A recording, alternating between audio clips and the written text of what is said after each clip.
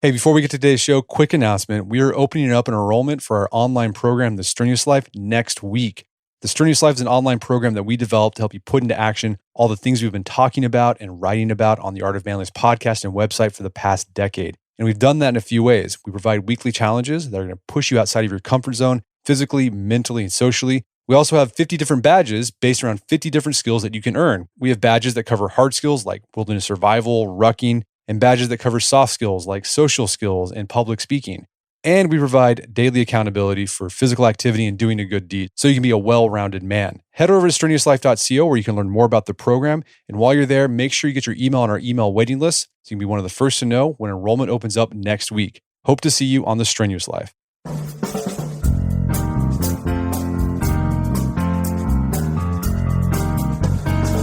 Brett McKay here, and welcome to another edition of the Art of Manliness podcast.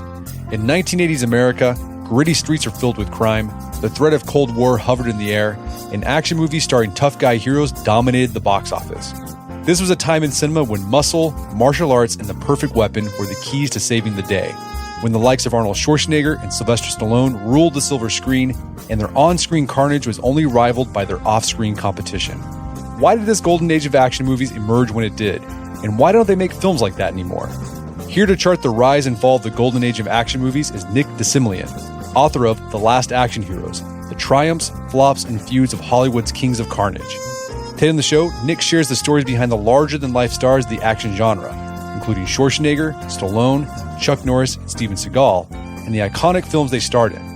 He also discusses why the action genre fell out of favor in the early 90s, why its movies nonetheless continue to endure in popularity, and the 3 action films he most recommends watching. After the show's over, check out our show notes at aom.is/lastactionheroes.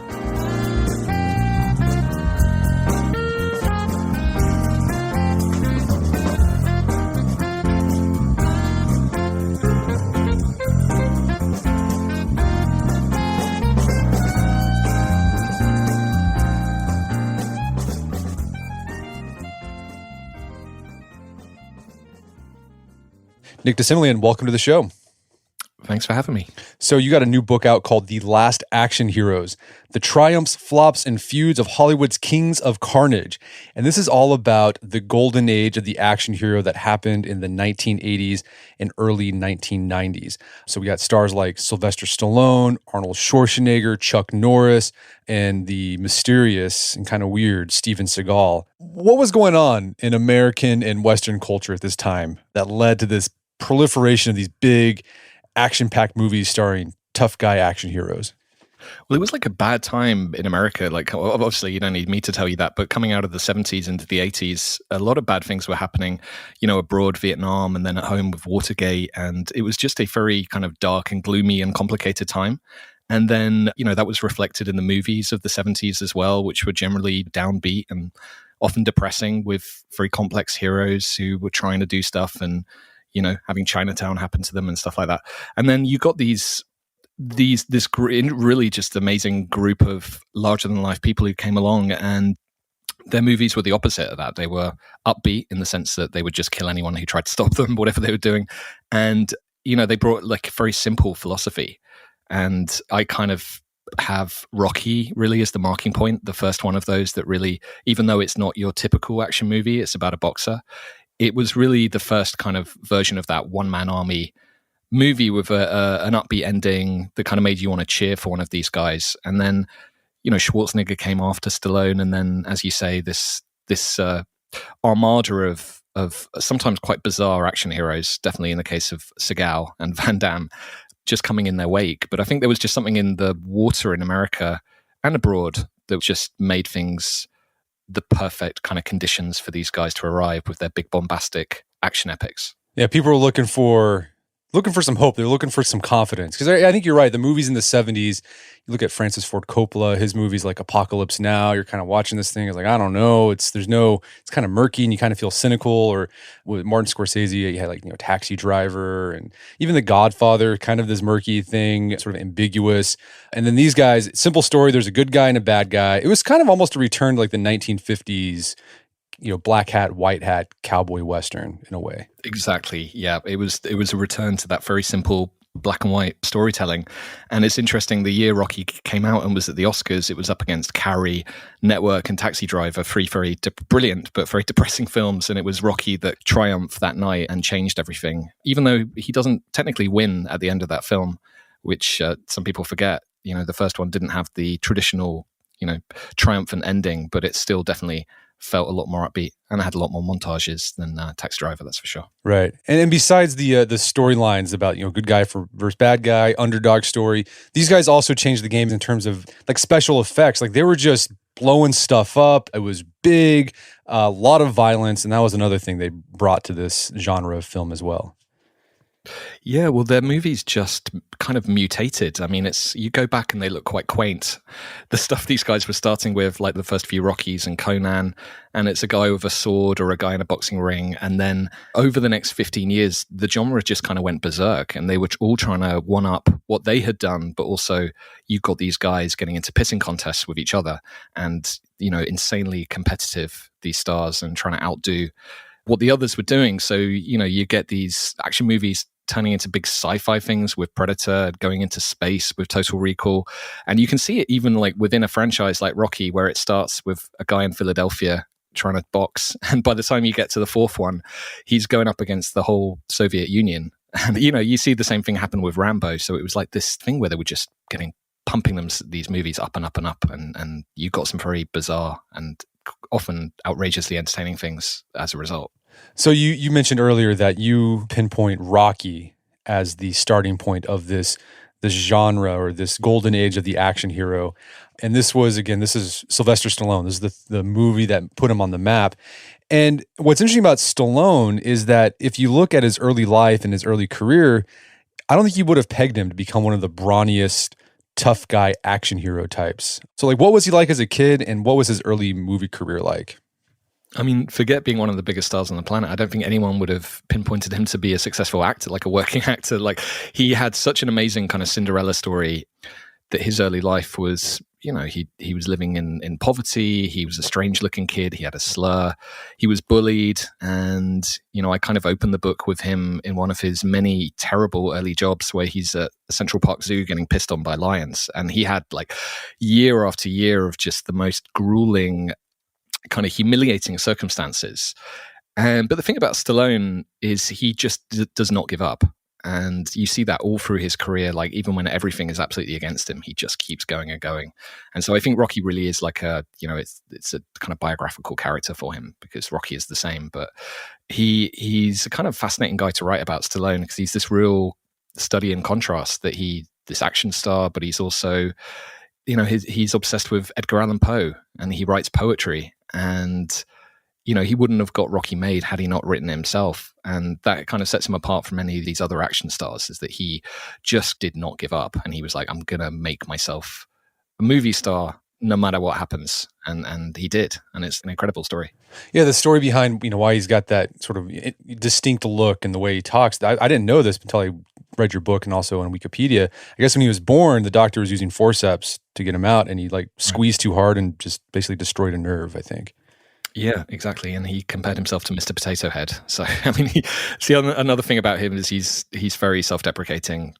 Well, at points, not always, but he can be. And he's very, very funny. And I think another thing that I was impressed by Stallone that I didn't know about, but you bring out in the book, is unlike a lot of these other action stars, he seemed more of like an artsy type. Like you said, he loved Edgar Allan Poe. He wanted to write this film about Edgar Allan Poe. He'd write poetry. He loved to paint. I mean, he was larger than life, but his personality wasn't like a Schwarzenegger. He was a little more subdued, I think. No, I mean, it's been said about Schwarzenegger, he never reads a book unless it's directly for work. Like, he eliminates anything kind of wasteful, and I think that includes, the great art and sitting down with a book or looking at a painting.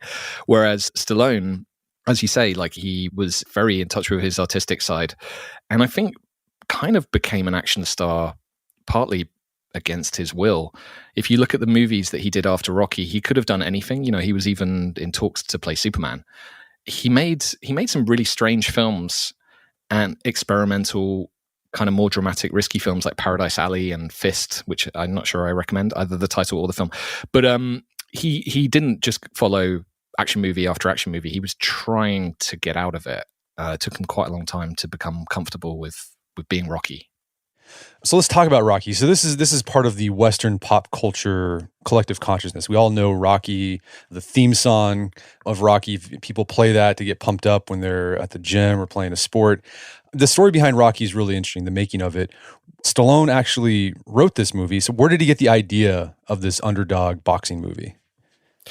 He went to a boxing match, Chuck Wepner, who was a kind of Rocky Balboa type guy, like a real life underdog who wasn't hugely successful, but he just kept going and going. He was like grimly determined. And that was kind of the element that Stallone loved, admired about him. So he channeled that in. And it was just, Rocky was just one of many, many scripts that Stallone was writing.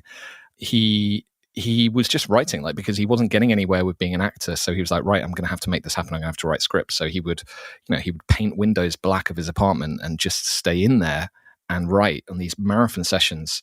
And one of the scripts was Rocky. The first draft of it was incredibly dark. It didn't have much resemblance to the movie that ended up getting made. But he took it into Winkler Chartoff production company, and they weren't massively impressed, but they were looking to do a boxing movie. It was kind of a lucky break for him, and they didn't want to cast him.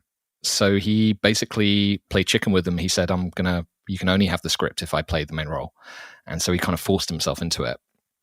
And yeah, it was like nobody, including the people making it, thought it was going to be a particular success. It really took everyone by surprise. And it was made on a shoestring budget. It was really kind of put together haphazardly almost. It was shot in Philadelphia. They didn't really have any money there was no catering. They were kind of making do. They were running around. The guy who invented the Steadicam, Garrett Brown, was there. And so you got that iconic Steadicam shot up the stairs of the Philadelphia Library. But yeah, it was a real kind of ragtag shoot that nobody thought was going to amount to much. But it's a big part of that is Stallone's performance, that he just put his heart and soul into it. And he was like, this is going to be a success. He kind of willed it into being. Didn't he have to sell his dog to make this movie happen? Butkus. Yeah, famously, he sold his very badly behaved, rather stinky dog, Butkus, to somebody, and then fortunately managed to buy him back. So Butkus was back in Stallone's keeping by the time the movie actually was being shot. But yeah, that was crazy. He was so poor that he had to sell his own dog. Yeah, and Butkus, he stars in the movie, and he gets a credit, at least in the Amazon Prime version of Rocky. Butkus the dog gets a credit there, so well-deserved Butkus. And so yeah, no one thought this was going to be a success, but then it just landed. Like, why did it become such a, not only a critical success, because it won an Oscar, but also just a popular success?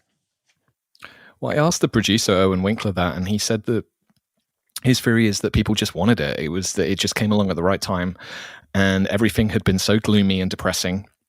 And then it came along, and it's just the story of a guy. It's very relatable. This guy nothing is going right for him. You look at him and listen to him, and he's not massively impressive. And he just prevails by just keeping going and having a dream. And that just really connected. You forget just how giant it was. It wasn't just the number one movie at the box office, but it was at the Oscars. And Stallone was on stage shadowboxing with Muhammad Ali. Stallone didn't get the Oscar himself, which apparently bummed him out, but it was gigantic, and politicians were into it. I mean, it just became a pop culture zeitgeist smash. It was huge. So as you say, this launched Stallone's career. And at first he loved the success because it allowed him to experiment when he did some weird movies. You said there's like one about, I think, Rhinestone. It's kind of a weird movie. It was a flop though. No one liked it. But then, people wanted more Rocky. And did Stallone at some point start feeling like he was a prisoner of this Rocky character?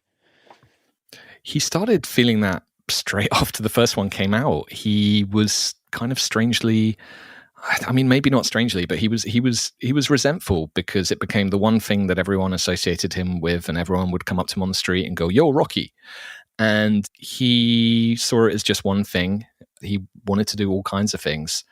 But yeah, he kept being asked to make more Rocky sequels, and it took him a long time to accept it. And he did come to a point where he accepted the character and kind of fell back in love with him. But yeah, there was a long time where he was very unhappy. And you imagine after Rocky kind of changes him from being, a poor unknown guy to being one of the biggest stars in the world, that would transform your life in a good way. But he, the more I read up on it, the more you realize that he he had a really hard time adjusting to fame, and he really resented Rocky, and there were quite a few years where he was just feeling bruised and misunderstood and became quite isolated from everyone. So it was quite a difficult time for him adjusting to fame, although he did manage it.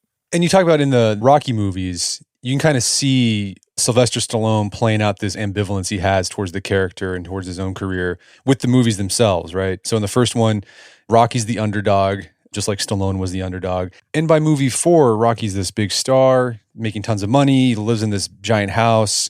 They got a weird robot that talks and somehow has artificial intelligence in 1985. And then, you see Rocky, he feels like I'm getting soft and I just don't feel like I'm back to my roots. You see whatever his preoccupations are at the time kind of bleeding into the films. And that's really interesting because it's not many of these action icons who were creatively so involved with their films. And I think definitely with Stallone, more than any of them, he was quite hyper controlling. And, I spoke to lots of directors and writers, and he would tend to come in and he would kind of insert himself right in the middle of the process, right the way into the editing suite. And so, I think he took these films deadly seriously, and he put a lot of his personality in, and whatever he was struggling with at the time would make it into the film. And speaking of, we mentioned earlier how these movies, they started getting bigger and bigger and more bombastic as they progressed. One thing I noticed with Rocky, if you watch Rocky 1, you look at Stallone's physique. And he's a good physique, but it's not huge and bulking. But by Rocky 3, the guy looks like a bodybuilder. And I think that's what people wanted. People wanted the really jacked, brawny action hero guy. Yeah, and like I was saying, it was kind of like this arms race against Schwarzenegger. The two of them were competing in every single aspect, and part of that was how big their muscles were. I think they were like keeping an eye on each other's specific muscles and then heading to the gym. But I think the biggest change between one film and another is probably First Blood to Rambo First Blood Part 2, where, he's plays John Rambo and he's this Vietnam vet, and he's quite a big guy. He's quite an impressive guy, but he's not super jacked. And, people that they were considering for the role were people like Paul Newman and Robert Redford and Al Pacino. These are not big guys, but, it's hard to imagine Paul Newman in Rambo First Blood Part 2 because by that point, he's a monster. Like Stallone is a monster. His body in that is just like, super, super ripped. So I'm curious, do you have a favorite Rocky movie? Well, I have a soft spot, obviously, more than a soft spot for the first one, which is a classic, and the original, and it kind of made so many things happen. But for me, I tend to put on Rocky 4. I think that's just for pure entertainment value. I love that I think approximately 80% montage. I may have got that number wrong. I watched the robot cut, though. Stallone famously recut it a couple of years ago and got rid of the robot. But for me, I'm a robot purist. Right. This past summer or this past spring, our family, we watched all the Rocky movies from the start, and then we went all the way through the Creed films as well. And our favorite one was Rocky 2. That's my girlfriend's as well. She is a Rocky 2 hardliner, so you may well be right. So you mentioned Rambo as this other character that basically became Stallone. Like Stallone became Rambo. It's synonymous. And as you said, he wasn't the first pick for this. You had other, just like, Paul Newman, Robert Redford. How did Stallone end up being Rambo? Well, he didn't really want to do it. It's a weird one. He signed up and then he tried to back out a bunch of times, even after the film was finished. He was offering to buy the negative and burn it. It was the director, Ted Kotcheff, who was a fan of Stallone, who kind of came up with the idea of casting him and went to him and got a quick yes. But it was an unusual film. It's sort of got one foot in the 70s and one foot in the 80s. It's this kind of character study of this Vietnam vet who kills himself at the end. So that was how it was originally written. But it's also like a kind of a rip-roaring action film. And it was neither one thing nor another. And I think everyone was a bit uncertain how it was going to do, much like Rocky. But the film itself changed during the shoot, and Rambo doesn't kill himself at the end. Spoiler. That was Stallone's thing, that he decided he wanted to keep playing the character potentially. So his feelings changed. But there was a big argument over that. Kirk Douglas, who was originally cast as Colonel Troutman, quit the film in protest because he loved the original ending. But it was not a film that Stallone really was proud of when it came out. And again, it took him a while before he kind of fell in love with the character. And what do you think was behind Rambo's success? Well, it's just this really, really great underdog story. I think even more than Rocky, because you look at Rocky and he's got Mickey, he's got Adrian, he's in some films he's got the robot, but if you look at First Blood, it's literally just this guy in the woods and he's got absolutely nothing. He hasn't got a home, he hasn't got friends, he hasn't got allies, and everyone is hunting him down. And it's just this very well put together kind of underdog story of this guy managing to survive that and come out of it. And I think had he killed himself, probably wouldn't have connected in that way. But as it is, it just came out and people really, really loved it. And it's hard to say why one film connects and another one doesn't, but people just loved that character. And then, it became a pop cultural phenomenon with the sequels. And I remember as a kid, I watched the Rambo cartoon. I had Rambo toys. And you're looking back on it, it's pretty interesting that, my parents would be like, hey, we're going to get you some toys for this rated R movie you could never see. But I thought it was pretty cool. But yeah, there was a Chuck Norris cartoon as well around the same time. And it's like, which kids are watching Chuck Norris? Like, who's watching like Force of Vengeance or Silent Rage? But yeah, they did. They made some strange cartoons in the 80s. Oh, they did that with the Police Academy movies too. Really? Do you remember? Yeah, the Police Academy movies. There was a cartoon and then they also had toys. And if you watch Police Academy movies today, you're like, this is not like a kid should not be watching this movie. But there's some toys. Should not be pointing kids towards that. Yeah. Yeah. The 80s weird time. And so does Rambo. I think one of the Rambo movies, doesn't it still hold the record for most people killed in a movie? Yeah, I believe that's Rambo 3. It's definitely way up there. Obviously spoofed by Hot Shots Part 2, which is basically a bit of a Rambo spoof where you see Charlie Sheen in like kind of Rambo gear, just firing this giant gun, and you see the actual numbers on the screen going up, and it's like more than Total Recall, more than Rambo. But yeah, that, like I said, like Stallone and Schwarzenegger got into this pissing contest over like who was going to have the biggest body count, and I think it was Commando, where one of the producers or something went to watch Rambo 2 and counted how many people got killed, and then went back and they did a reshoot to make sure that they had more people dead. So it became like this weird thing, kind of a symbol of quality if you could kill more people than the other films. We're going to take a quick break for a word from our sponsors.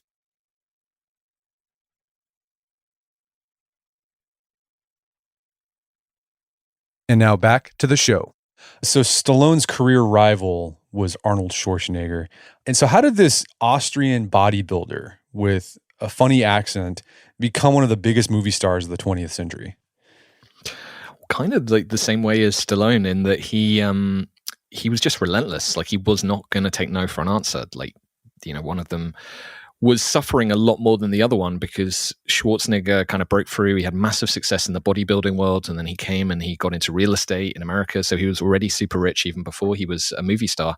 So he was having like one success after another. That's how their two differ. But they both were like so ambitious and so, relentlessly fixated on that they were going to be successes. And Schwarzenegger even wrote himself a list when he was still in Austria. He was like, right, I'm going to go to America and I'm making a list and I'm going to do this and I'm going to do that. And one of them was be a movie star. And he just like worked his way. I love that it wasn't even his only ambition. Like, it was just one on the list, but he made everything happen. And he was incredibly charming and straightforward. And I don't know, he just came along and nobody had ever seen anything like him in Hollywood. It did take a while for him to take off because his first bunch of films were not good. Yeah, what were his first films that he did? Well, he made something called Hercules in New York. It's kind of a bit of a rite of passage for there's a whole kind of history of Hercules movies with Hercules being played by bodybuilders and wrestlers, and they're all terrible. But one of them was starring a guy called Steve Reeve, which was a big defining moment for Schwarzenegger when he went to the cinema and saw it. But Schwarzenegger played Hercules, super low budget film. He wrestles a guy in a bear costume in Central Park. I mean, it is truly terrible. But it took him another decade after that to get a bigger break. His first real break was Conan the Barbarian. That was the one that took him over the top. Didn't like his first movies, maybe this was with Hercules in New York, didn't they dub his voice because they couldn't understand him? They did. They not only dubbed his voice with another actor, but they changed his name to Arnold Strong. So he didn't have his own voice. He didn't have his own name, but he was fine. Like, he was kind of like, sure. He was happy. I spoke to the director for the book, and he was very graceful, Schwarzenegger, about it, and happy to do it. So I think he wasn't in a rush. Like, he was like, I'm going to be famous at some point, so I'm not going to stress about it. So he was more easygoing probably than Stallone.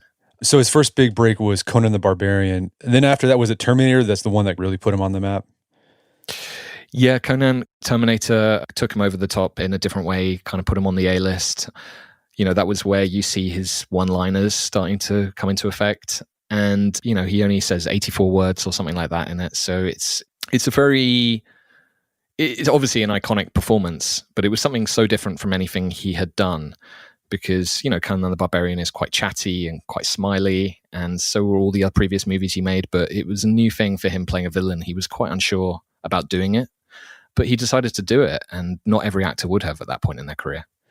So as you mentioned, Schwarzenegger had a different personality than Stallone. Stallone, more quiet, subdued, artsy. Schwarzenegger, life of the party, charismatic, just wanted success. He was kind of type A person.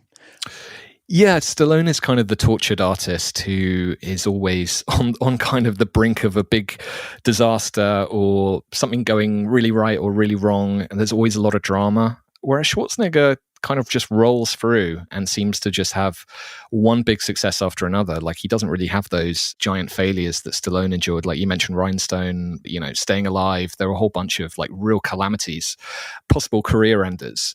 But yeah, Schwarzenegger just seemed to make everything look easy and was just kind of rolling through. And even when he tried his hand at comedy, it worked for him straight away.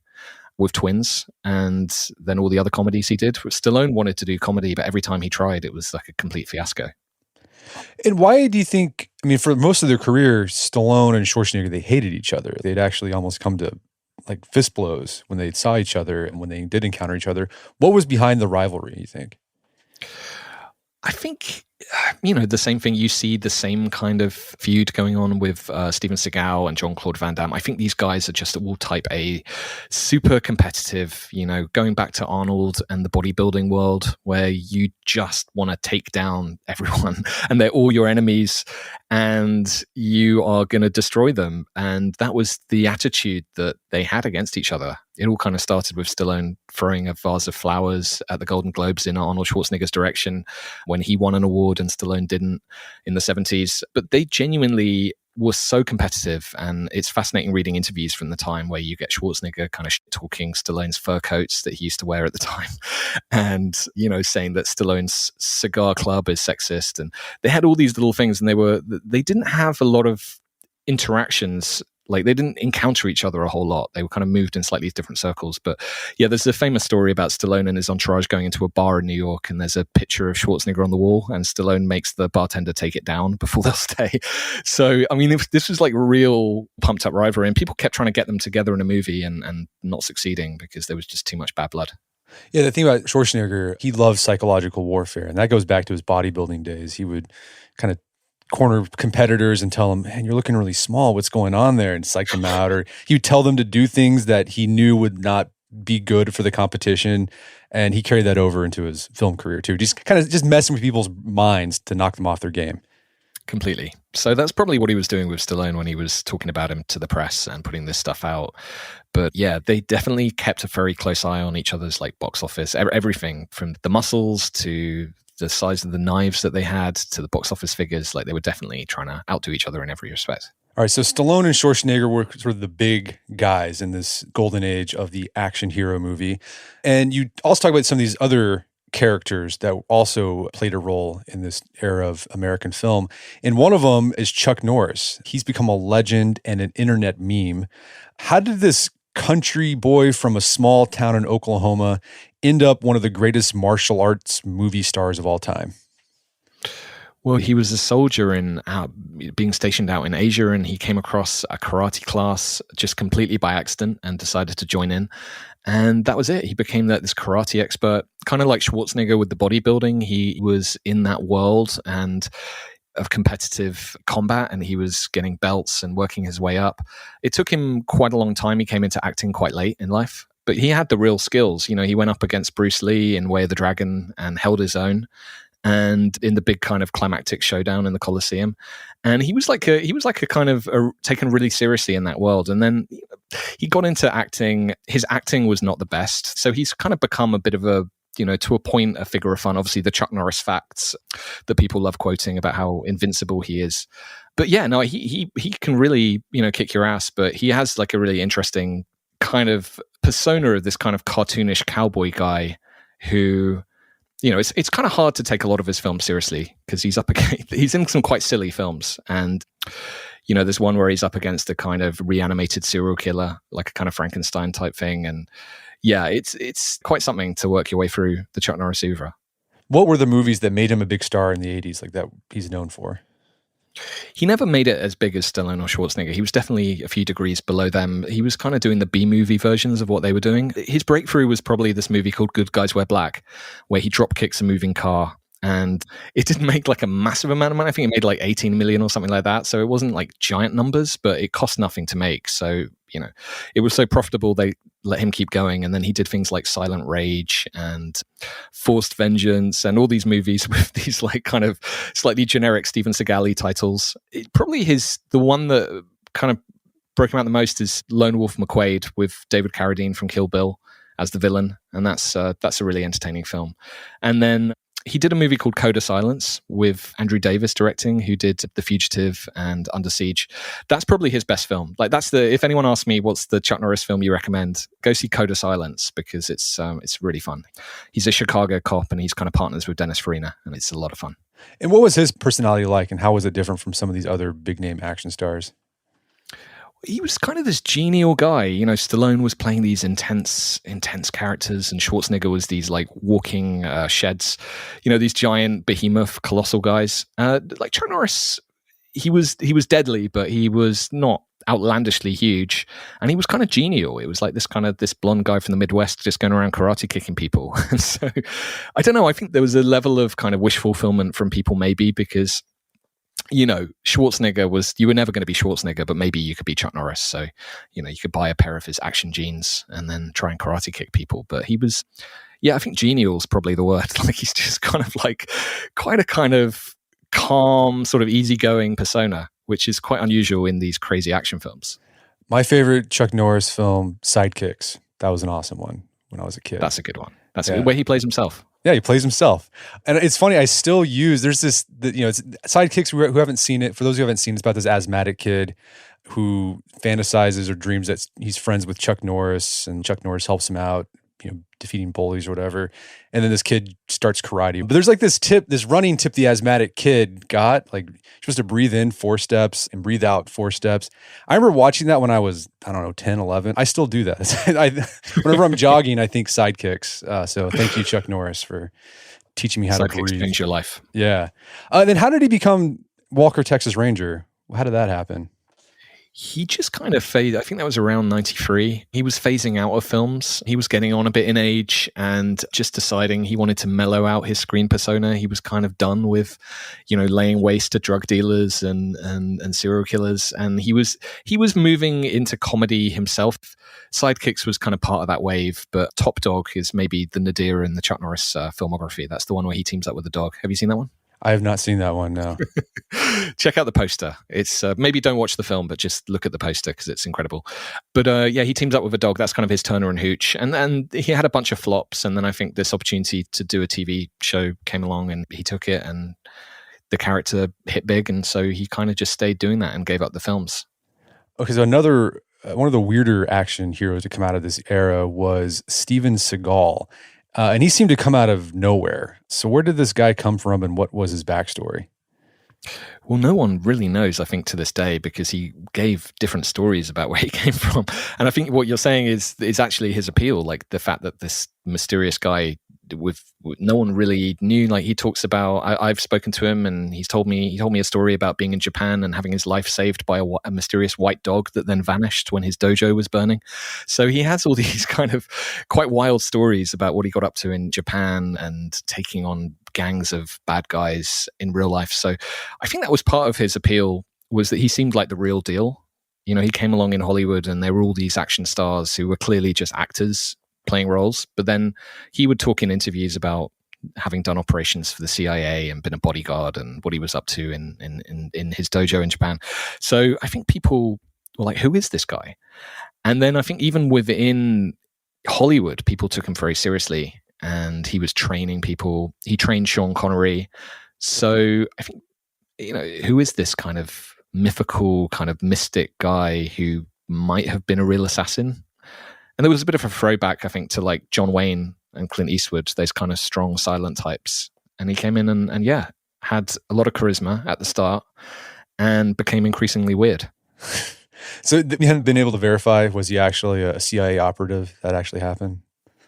He kind of, his line is, because I tried to raise this with him when I spoke to him, and his line is kind of like, oh, I can't get into that. So his whole thing is that it would be breaking some kind of covert ops code if he were to talk about it. So that's the thing. You can never quite pin it down. But I spoke to a screenwriter for the book who worked with him, and he said Seagal would come in with like a loaded gun, and the writers would ask him, what were you up to on the weekend? And he would say, oh, I can't talk about it, it's classified. So like even way into his career as a movie star, he was still kind of pretending whatever, that he was out doing like real movie star stuff on the weekend.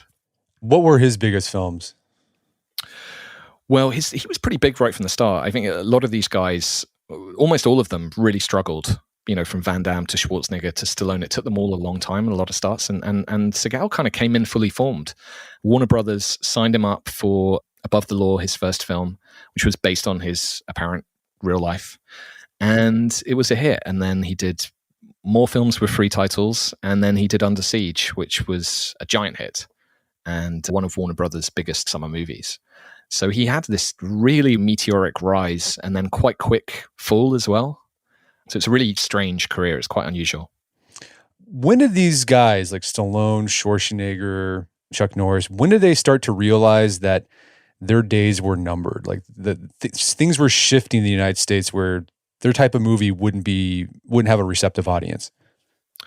I mean, you could maybe go all the way back to Die Hard, which kind of changed the game in the action genre in terms of who the hero was and who the hero looked like, because up to then, it was the Rambos, the Commandos. It were these giant, monster jacked up guys. And then you had Bruce Willis come along, who's this quite slight, relatively cop who's quite vulnerable. And so that kind of started to change it. And I think Stallone and Schwarzenegger paid attention to that. Stallone has mentioned the Tim Burton Batman in '89 as something that he looked at that. And I think he said something like, now they can Velcro on muscles and we're in trouble. And then I think just as you got into the 90s, as these guys started to get older, and then just the arrival of visual effects. And, I kind of pinpoint in the book Last Action Hero coming along as Jurassic Park is about to come out. And they both came out the same summer in '93. And Jurassic Park was giant and Last Action Hero wasn't giant. And people were paying to see the visual effects. And these guys were the visual effects in the 80s. It's like their bodies, they transformed their bodies. And now you could do anything with the visual effects. It kind of made what they were doing a bit less special. And, nowadays with the Marvel films and everything, literally any actor can be an action star. So the USP of these guys had kind of gone. So I think it's the early to mid 90s is when you see them really starting to fade away. And how do they respond to that? In different ways. Chuck Norris kind of stopped making movies. Arnold eventually went into politics. Bruce Willis got more into drama, Pulp Fiction and stuff like that, kind of left action behind. Other ones just kept going. Stallone kept going and is still doing, I think Expendables 4 is out in a couple of months, and that's him and Dolph Lundgren and a bunch of these other guys still doing their 80s action thing. Seagal and Van Damme kept making their movies, but were going direct to DVD instead.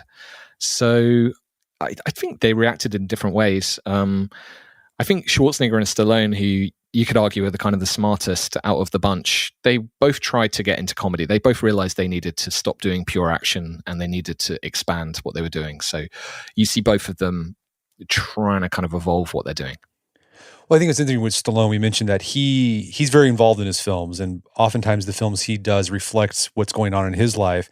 And I think you make the case, Demolition Man, that came out in 1993, was sort of a response to this decline of the action hero. Because Demolition Man's all about this tough guy cop that gets cryogenically frozen. He's from the 90s, then reawakens in the 2020s in America, where everything's sort of bland and wussy, saying like, oh, here, we're no longer needed, but actually we're needed if you really need us.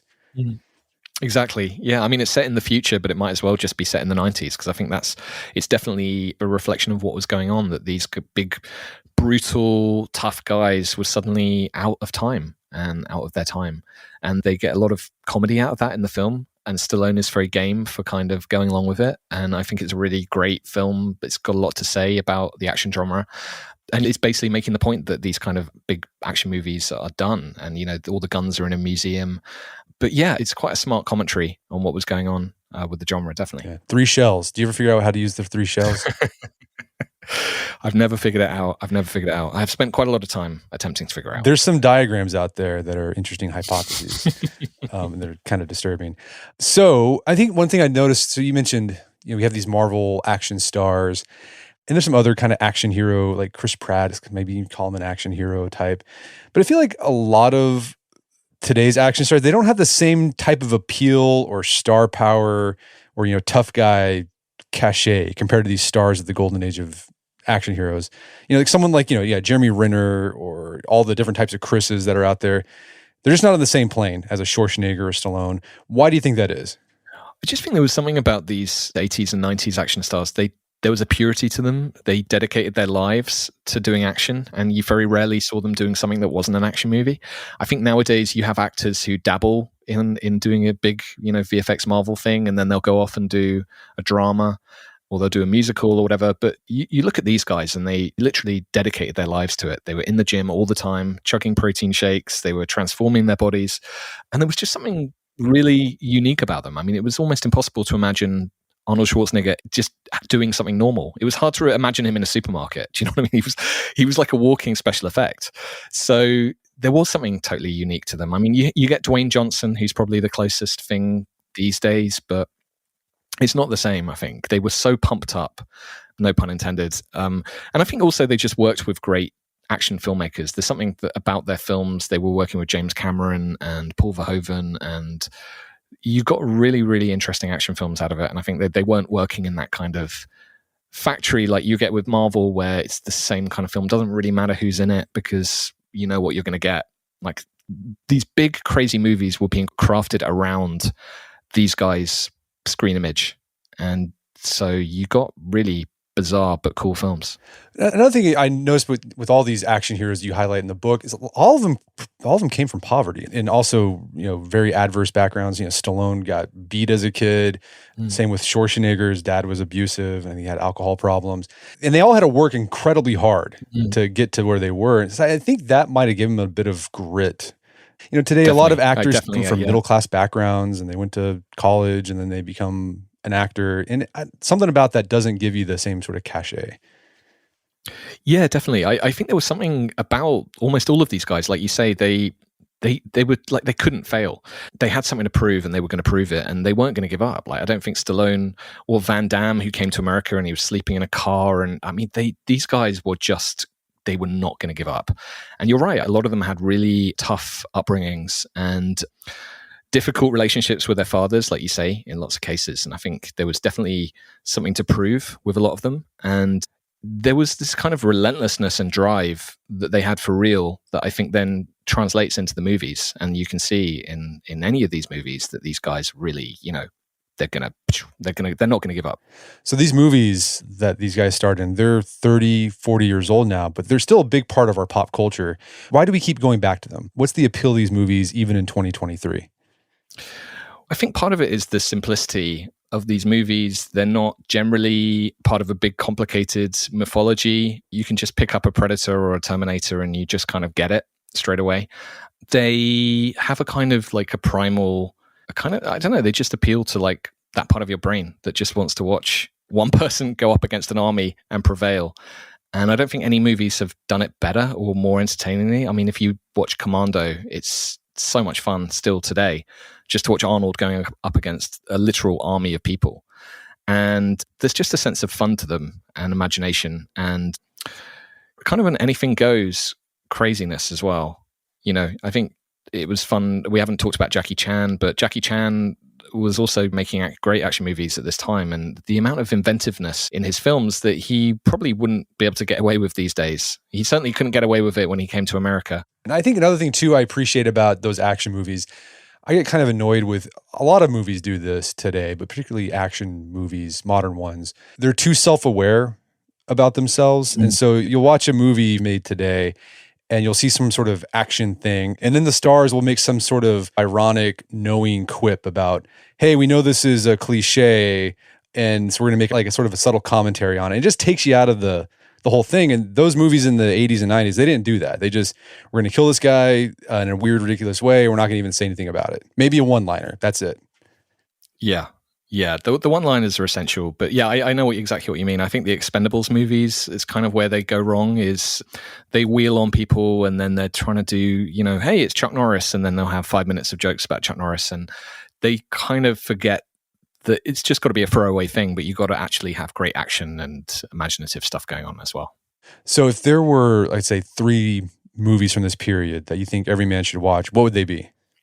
This is like an impossible question. Okay. It's really hard. It would be hard to pin down even 3 per person, but I'm going to have a go. I just mentioned Commando not long ago. I think Commando still holds up as, it is not a masterpiece. It's definitely not as good as Terminator 2, but I'm going to pick it for an Arnie film just because it's so fun and entertaining. And Arnold hoists a log with one hand and is called John Matrix. And it's so like ridiculous and outlandish all the way through that if anyone hasn't seen it, you've got to watch Commando. All right, Commando. And any other ones you like? I'm going to throw in Die Hard. It's it's obvious. I think probably the greatest action movie of all time, the greatest action movie villain. It's just timeless. It's got such a great script, so many brilliant one-liners and characters. It's a rare action movie where you can probably quote 30 different characters in that. It's got such a deep bench of great characters, which is very rare in action. And then for the third one, I'm going to throw in a Jackie Chan because we haven't really talked about him, but Police Story I got to see on the big screen in the Prince Charles in London recently. It's incredible. It's got a shopping mall fight at the end that is so crazy and involves so much broken glass that it's immense. Well, Nick, this has been a great conversation. Where can people go to learn more about the book and your work? Well, the book is now out, so wherever you can find books. And I'm editor of Empire Magazine, which is the world's biggest film magazine, and that's a monthly one. So you can head to wherever you can find magazines and hopefully find a copy of that. Fantastic. Well, Nick Semlyen, thanks for your time. It's been a pleasure. Thank you so much. This is great. My guest today was Nick Semlyen. He's the author of the book, The Last Action Heroes. It's available on Amazon.com and bookstores everywhere. Make sure to check out our show notes at aom.is/thelastactionheroes, where you can find links to resources where we can delve deeper into this topic.